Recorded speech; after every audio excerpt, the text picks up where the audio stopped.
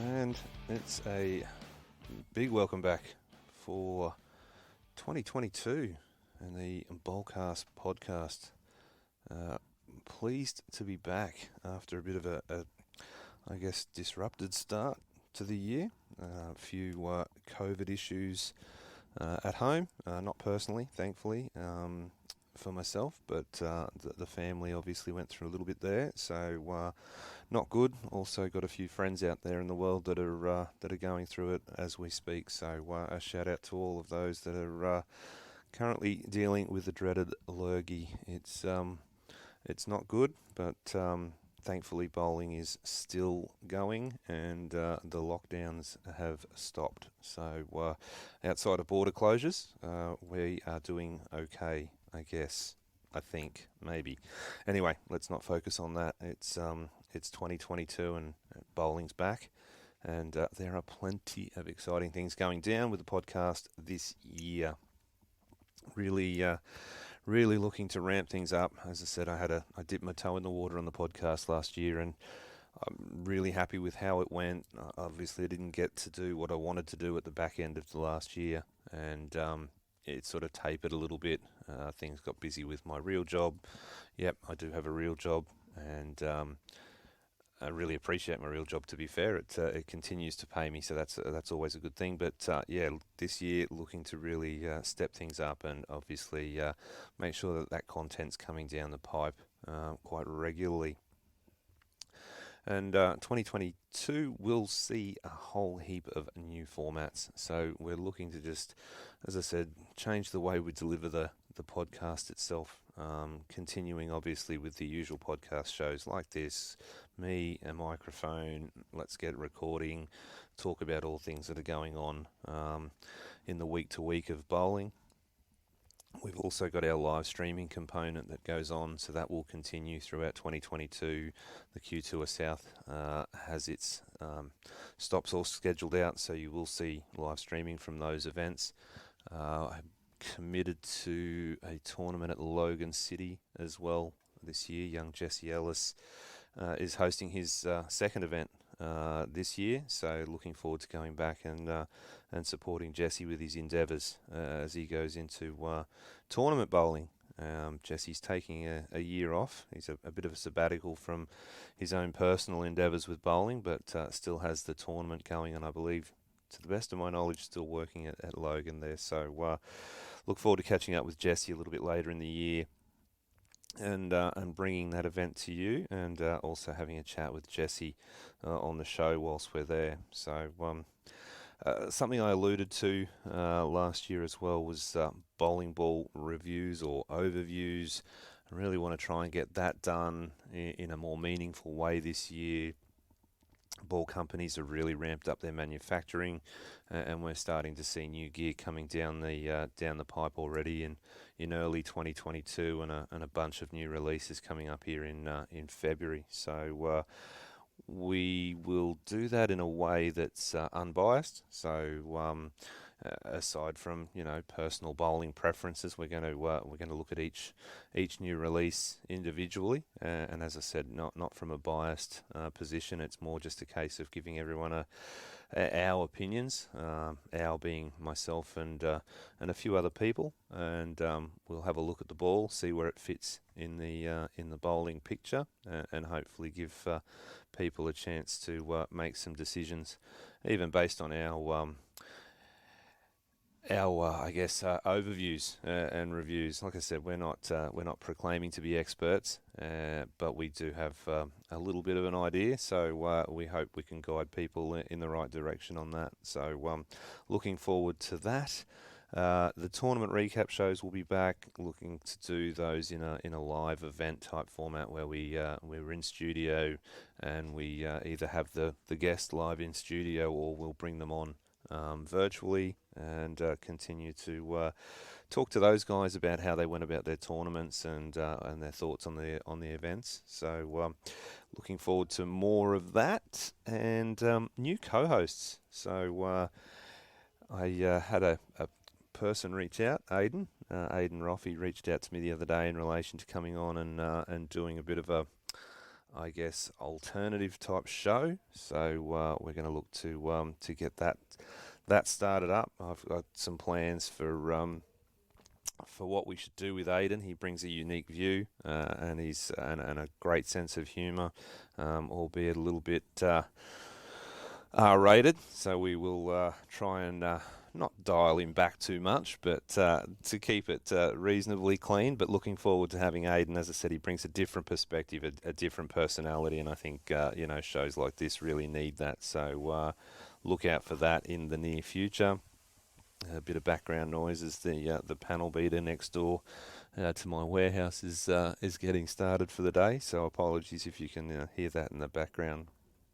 And then the other one's live studio events. So currently still trying to build out the studio. I've sort of changed it around a few times, and looking at different ways of hosting those live events. So a little bit of work to do after this show ends today on the studio, but thinking more informal couch type sessions where we bring a bunch of people in and we just shoot the shit about bowling, about whatever the topic of the day might be. So looking forward to that one. And another one I'd love to be able to do in an unbiased way is pro shop tours. These are fascinating places. Everyone's got their favourite pro shops, and we just want to showcase those pro shops and have a chat to the owners about why they do what they do, how they go about the business of running their pro shop. So looking forward to that one. I haven't really sort of, I guess, broke down how I want to actually deliver that, but it'll be obviously video, somewhat edited, and I think that will be really good to have a look at some of the characters behind the drill press, so to speak, and those guys work really, really hard for the money that they earn. Some people might talk about pro shops earning millions of dollars. I can assure you that is not the case. They work hard, they spend a lot of money, and they make a little bit, and that's okay. They're a business after all. So anyway, I don't want to talk about that too much. Just want to look at the pro shop itself and the people, the humans that are behind the pro shops, and they are characters, and we want to bring those guys to into the world and introduce them to you all. So looking forward to that as well. I am bringing House Hack on as a show sponsor this year, so you will hear a little bit more about that. It's not going to be over the top, so to speak, but House Hack has afforded me the opportunity to do the Bowlcast podcast by buying the equipment. So they are going to be a show sponsor this year, and look, if anyone else is ever interested in that sort of thing, it won't cost you a lot of money, but we are looking to sort of showcase some of the bowling people across the world and their businesses. So we feel like we're going to be able to build a platform that will add value for bowling related businesses over the course of the year, or indeed non-endemic or non-bowling related businesses as well. So look out for that as we highlight those things. So awesome. That's about it for, I guess, giving you a snapshot as to what's going on with Bowlcast this year. It's a little bit of a dive into what we're hoping to get done. Obviously, that could evolve. There could be more. There could be less. But yeah, my promise to you is we do try and get more going. So looking forward to that. And plenty of bowling going on currently. As I said, there's more shows coming down the pipe at the moment. We're getting underway with recording a few of these shows today, and you'll hear them come out over the next few weeks. But we had going to try and do a quick review on the US team trials. The Hammer Senior Classic was bowled last weekend. Look to talk about that. I might even try and grab Hamo. Congratulations to you, Tony, on winning that event, but we might try and grab Tony for a quick chat at some point. And also congratulations to Sue Castle, 2 amazing performances over the course of that event. The Pba Player Championships, Players Championships underway at the moment as well. That's currently being bowled. I know that the regional shows are being filmed this weekend, or being held this weekend, so we will have a few winners coming out of those brackets, but we'll try and break that down over the course of the next week or so as well, after we know a little bit more about who won and who lost, obviously. And then the first show for Aiden will be the 22 players, sponsors, movements. Obviously, I alluded to a few of them a few weeks ago. And it's a part of the business. Bowlers change sponsors for financial reasons, for personal reasons, and we just want to break that down, bring Aiden in for his perspective.